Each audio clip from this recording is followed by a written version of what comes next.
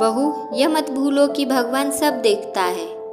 Mummy जी, आपसे कितनी बार कहा है मैंने, मुझ पर यूँ हुक्म मत चलाया कीजिए। अगर रसोई में आपको कोई काम दिख रहा है तो खुद क्यों नहीं कर देती? प्रिया बहू कहकर बार बार मुझे क्यों पुकारती रहती है? एक बार याद रखिए मम्मी जी, मैं आपकी नौकरानी नहीं हूँ जो आपको इशारे पर नाचती रहूँ, समझी?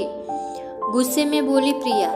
सास दमयंती जी बोली, बहू मैं तो बस इतना कह रही थी कि मैं तो आज सुबह भी घर का सारा काम करके कीर्तन में गई थी, मगर 3 घंटे बाद आकर देख रही हूँ तो रसोई बिखरी हुई पड़ी है। तुमने खाना खाया, उन बर्तनों को भी तुमने ऐसे ही सिंक में छोड़ दिया है। तुम सुबह सोकर ही 10 बजे उठती हो। उसके पहले मैं नाश्ता बना देती हूँ, दाल चावल बना देती हूँ, सब्जी काट देती हूँ, आटा भी गूंथ देती हूँ।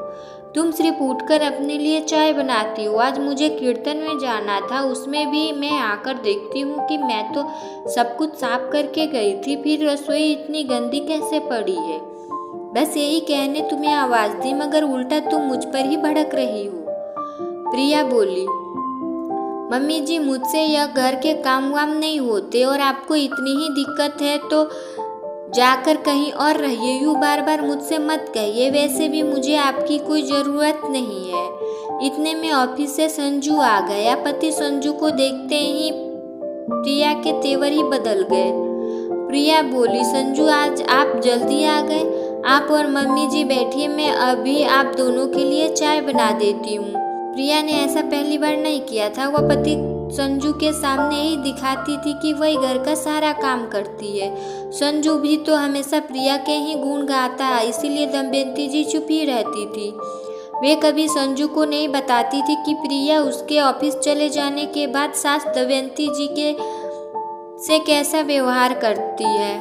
संजू और प्रिया की लव मैरिज थी। दमयंती जी इस शादी के लिए पहले तो तैयार नहीं थी, मगर बाद में बेटे की जिद के आगे घुटने टेक दिए थे उन्होंने।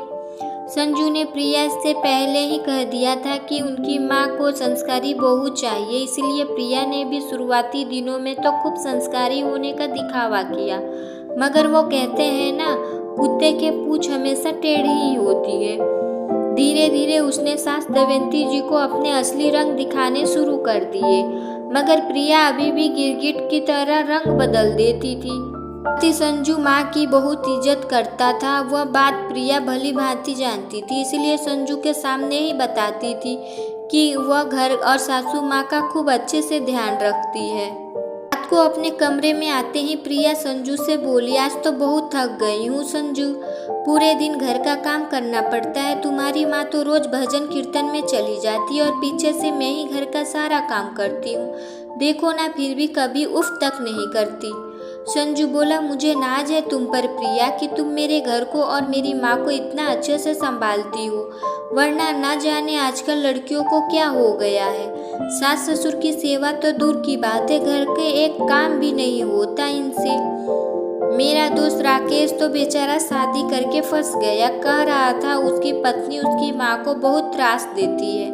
राकेश का भी कहना नहीं मानती, सीधे मुंह किसी से बात भी नहीं करती है, सुबह 10 बजे से पहले सोकर उठती नहीं। प्रिया मन ही मन मुस्कुरा उठी, क्योंकि वह भी तो सिर्फ संजू को दिखाने सुबह संजू के साथ 8 बजे उठ जाती थी और संजू के ऑफिस जाते ही फिर से सो जाती। संजू 8:30 में ऑफिस के लिए निकल जाता। जैसे ही संजू ऑफिस गया नहीं कि प्रिया सो जाती और सीधे 10 बजे उठती।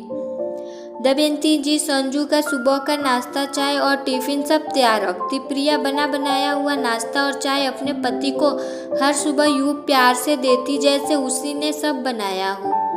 संजू तो सुबह उठते ही ऑफिस जाने के लिए नहाना, तैयार होना जैसे अपने कामों में लगा रहता, इसलिए उसे कहाँ पता होता कि खाना किसने बनाया या नाश्ता किसने बनाया। हाँ, संजू अपनी माँ को हमेशा शुक्रिया जरूर अदा करता और कहता, आप इतनी सुबह जल्दी क्यों उठ जाती हो और रसोई में क्यों इतना काम करती हो? जी कहती, बेटा काम करने से कोई घिस थोड़ी जाता है, बल्कि इंसान को हमेशा काम करते रहना चाहिए, इससे सबका शरीर सलामत रहता है, वरना एक बार काम करना छोड़ा तो फिर शरीर भी साथ नहीं देता। संजू जब भी दमयंती जी द्वारा बनाए खाने का तारीफ करता, प्रिया जल भून जाती। प्रिया सास दमयंती जी के साथ रहना ही नहीं चाहती थी, मगर पति संजू माँ पर जान न्योछावर करता था, इसीलिए वह भी संजू के सामने उसकी माँ को अच्छा रखने का नाटक करती। सास दमयंती जी सब समझती थी, मगर घर में बेटे बहू के बीच झगड़ा करवाना नहीं चाहती थी और इसी बात का फायदा उठाती थी प्रिया। प्रिया ने सभी को अपनी माँ बनने की खुशखबरी दी थी। पूरा परिवार खुश था यह सुनकर। अब तो सास दमयंती जी का काम और बढ़ गया था, क्योंकि प्रिया ज़्यादातर आराम करती। सास दमयंती जी को इतना काम करने के बावजूद भी प्रिया उनसे खुश ना थी। उसे दमयंती जी एक आँख नहीं सुहाती थी। संजू भी अब प्रिया का खूब सेवा करता और उसे हर पल आराम करने कहता, ताकि पेट में पल रहे बच्चे को कोई दिक्कत ना हो। दोनों पति पत्नी अपने आने वाले बच्चों के लिए खूब सपने संजो रहे थे। प्रिया ने आज बाहर से खाना मंगवाया तो दमयंती जी बोली, बेटा ऐसी हालत में घर का बना शुद्ध खाना ही खाना चाहिए, बच्चे के लिए बाहर का खाना अच्छा नहीं है। प्रिया बोली, मम्मी जी आप तो चुप रहिए, मेरे और मेरे बच्चे के लिए क्या अच्छा है मुझे पता है, आप चुपचाप अपना काम कीजिए।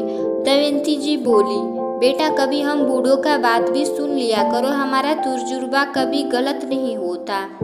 संजू के ऑफिस के आने के बाद प्रिया बोली, संजू बुरा मत मानना, मगर मेरी ऐसी हालत में मुझे अच्छा खाना खाने की ज़रूरत है। तुम्हारी माँ के हाथों का खाना बिल्कुल स्वादिष्ट नहीं होता, इसलिए मुझे बाहर से खाना मंगवाकर खाना पड़ रहा है।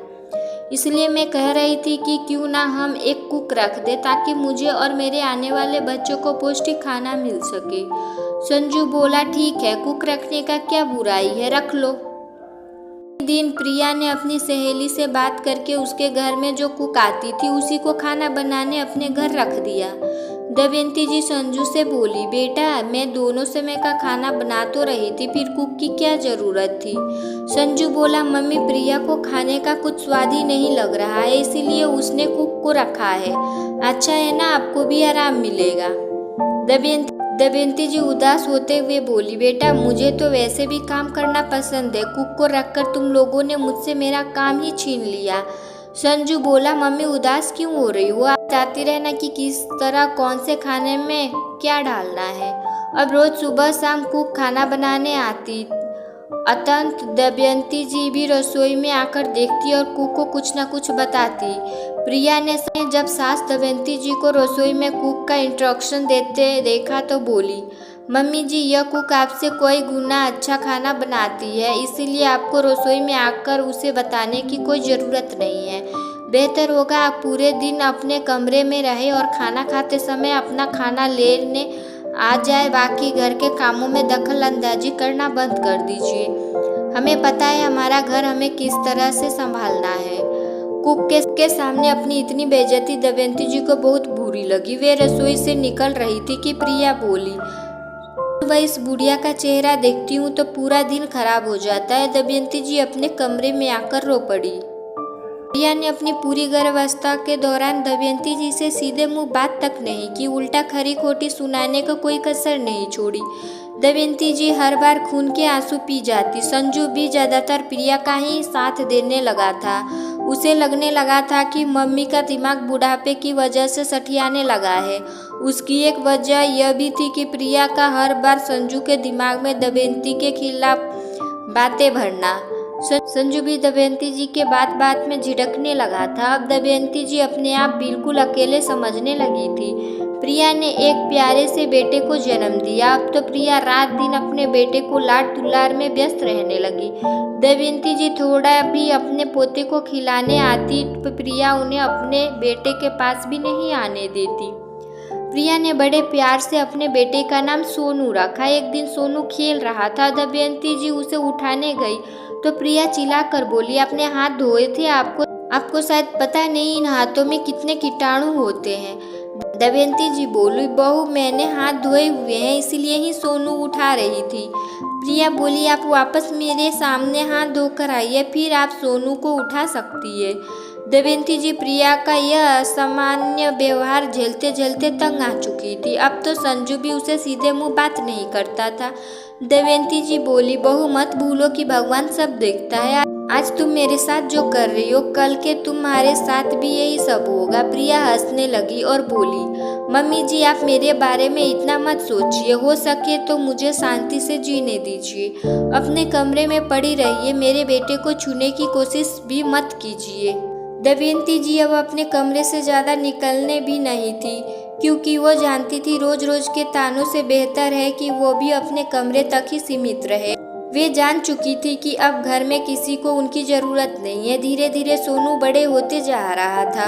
बहुत बार वो अपनी दादी माँ के कमरे में चला जाता और उसने बातें करने लगता, मगर प्रिया उसे डांट डपट कर वापस अपने कमरे में खींचकर ले आती और कहती, तुम सिर्फ मेरे बेटे हो, इस बुढ़िया के पास जाने से तुम्हें कोई ज़रूरत नहीं है।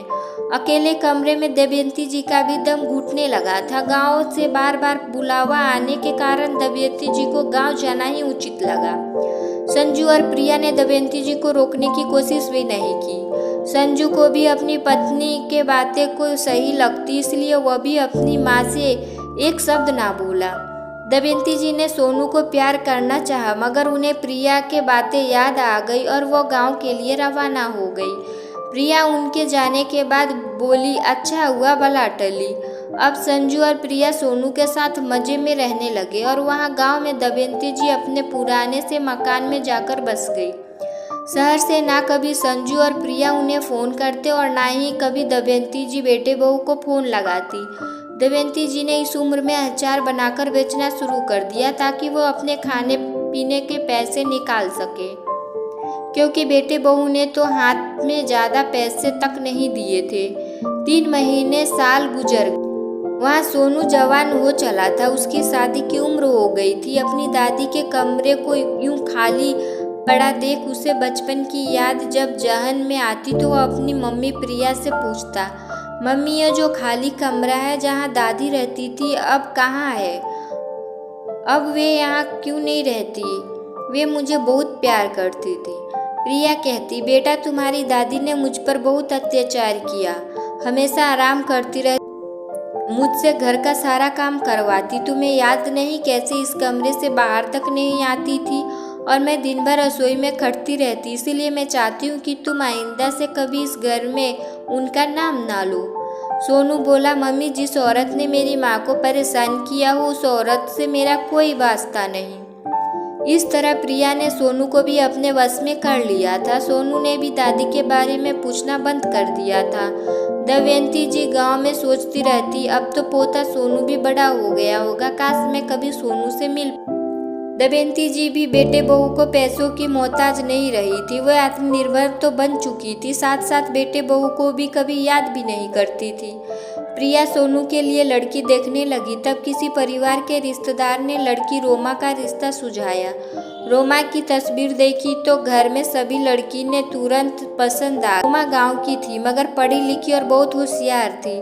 सोनू और रोमा के घर वाले ने मिलकर रिश्ता पक्का कर दिया और थोड़े ही समय बाद रोमा घर की बहू बनकर आ गई। अकस्मात अटैक के कारण संजू की मृत्यु हो गई और प्रिया टूटकर बिखर गई। प्रिया को रोमा ने उन दिनों खूब संभाला, जिससे प्रिया में वापस जिंदा रहने की शक्ति आई, वरना वो तो टूट ही गई थी। धीरे धीरे सब वापस नॉर्मल होने लगा। रोमा भी सोनू की तरह नौकरी पर जाने लगी और दोनों ही गृहस्थी चलने लगी। थोड़े महीने गाड़ी पटरी पर चली, मगर एक रोज जब रोमा घर पहुंची और उसने देखा कि खाना बना हुआ नहीं है तो वह गुस्से में प्रिया से बोली, माँ जी मैं थक कर ऑफिस से आती हूँ, आप पूरा ही दिन घर में अकेले क्या करती है, आज खाना क्यों नहीं बनाया आपने? प्रिया बोली, बहू आज कुछ तबीयत ठीक नहीं थी। रोमा चिल्लाकर बोली, मम्मी जी सिर्फ खिचड़ी या दलिया ही बना देती, आपको तो पता है ऑफिस से थक कर आती हूँ और खाना बना हुआ नहीं मिलता है तो मेरा पारा चढ़ जाता है। इतने में वहाँ सोनू भी आ गया। सोनू भी रोमा की हाँ में हाँ मिलाते हुए बोला, मम्मी आप दिन भर घर में रहती हो, एक खाना ही तो बनाना होता है। रोमा मेरी कमाने में मदद करती है, तभी तो इतने खर्चे निकल पाते हैं। आज सोनू और रोमा से ऐसी बातें सुन प्रिया को अपना अतीत सामने खड़ा दिखाई दे रहा था। प्रिया को अपने आप में दमयंती जी और सोनू के पति में संजू की छवि दिखाई पड़ रही थी।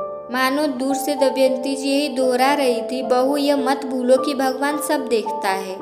प्रिया समझ चुकी थी यह तो अभी शुरुआत है, आगे जाकर उसका भी हाल अपनी सास जैसा हो जाएगा, क्योंकि जो जैसा करता है वैसा भरता ही है। प्रिया को आज मन कर रहा था कि वह दमयंती जी की खबर निकाले, मगर घर में क्या कहेगी। दमयंती जी को तो अपने बेटे संजू को निधन का भी खबर नहीं दी गई थी। किस मुंह से दमयंती जी के सामने जाती है, सोचकर निढाल सी होकर बैठ गई और भगवान के सामने आकर रोने लगी और बोली, हे भगवान, मुझसे कितनी बड़ी गलती हुई है।